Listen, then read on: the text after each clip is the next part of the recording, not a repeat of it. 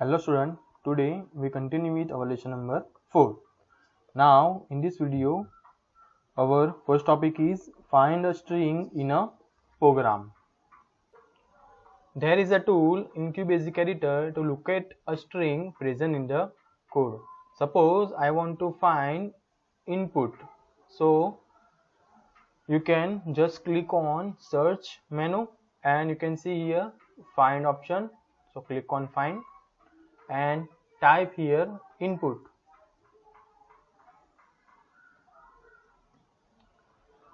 Now you can see here three options. First is match upper and lower, whole word and search backward.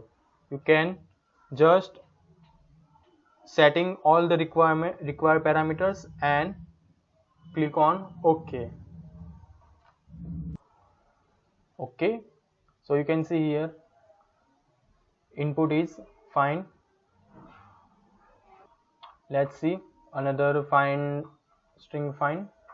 Suppose I want to find let and I am writing here let and OK. So you can see result. Now our next topic is changing string in a program. Now suppose I want to change and, so you can click on search menu and change. Now in find word you have to write and change with, suppose I am write my name and change all. Okay, see. Now replace and with Herschel. Now again suppose I want to change Herschel, replace with and, so click on search, change. Here I can write Herschel and here I write and change all and OK. So see here result. Now next topic is other option in QBasic. You can see here options menu. Now in options menu you can see first option is display. I click on display. You can see here new window is open. Here you can see width and height of the window and width of the window. I write here 80 width and 28 height. You can also change the font of the window. Here I can use monospace font for QBasic. Now suppose I change with, suppose 70.